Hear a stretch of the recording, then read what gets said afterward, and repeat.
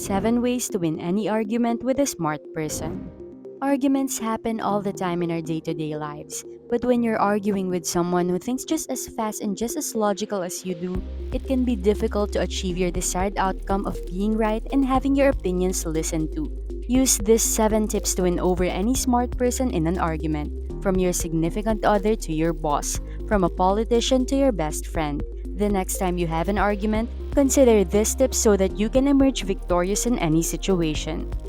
Is it possible to tell if someone is smarter than you? How do you make this determination? One of the world's most distinguished experts on judgment and decision making, Amos Tversky, was so gifted his colleagues devised a Hamlet based test for determining intelligence. The faster you realize someone was smarter than you, the more intelligent you were. Knowing if there is someone smarter than you is a great sign of your own ability. Just as in poker, if you can tell who is the weakest player at the table, hell, my friend, you are the weakest one here. Just a little something to ponder. Second, approach an argument with an open mind and ready to learn. What does that mean? You're here to find out more about what others think and learn a new perspective.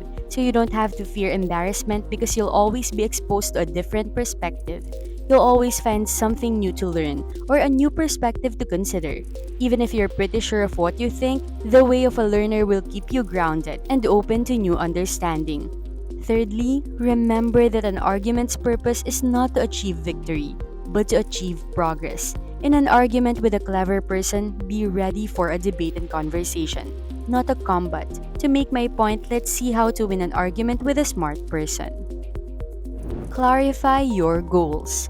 Why are you arguing? Why did you start it? If it's you, then you should have a clear idea of what responses you're looking for. You're into a debate right now because something is really getting into you. What exactly do you want? Getting to the root of what's bothering you?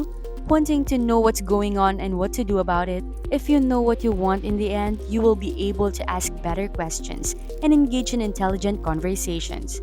Few people think of asking a great question is a skill. In fact, when it comes to any conversation, there are only two reasons: to convey information or to create engagement. The only two purposes of conversation are to trade information or to make a good impression on someone. Asking questions does both, though many just don't ask questions. If you don't know where to start, ask the other person questions they will enjoy answering, making the conversation more dynamic and interested. Understand losing conditions. There's only one way to win an argument, but plenty of ways to lose one. If you throw your argument against a wall and see what sticks, you'll often find that your argument has a lot of holes in it that you purposefully ignored. If viewed from another perspective, this argument could fall flat. Either fix them or win the argument by not losing. Someone will contradict themselves in any argument sooner or later. Make sure you're not the first to do it. Think about it this way: which information will make your argument redundant? The possibility of inadequate planning always exists, so even if you create some outlandish shit, you may not have thought of everything. So question yourself often and even better. You should debate with yourself first ahead of time. Ideally, you should go over the first 2 points before engaging in the debate.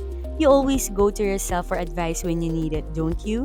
Being able to speak with yourself first prepares you for possible counter-arguments that may occur in the future. You should consider the way the individual you're about to argue with is as a person. Are they emotionally, analytically, or sarcastic? Play both roles in your head and imagine what would be their initial response. Imagine playing the devil's advocate against yourself. Double check your facts and have copies available. So make sure you keep the receipts. In other words, don't just go blithely speaking off the cuff. If you know what you're talking about, all the better. You have analyzed the data and found that your reasoning is sound. Explain why you are right in a concise sentence. Would you like to tell you what I think the underlying issue is? Would you like me to compare this situation to one like it? Well, I guess it's time to take the mindset of a learner. Do you believe that you know best? That it's the other person's responsibility to learn something from you? But can you inform the other person? Such an impromptu argument might complicate the situation.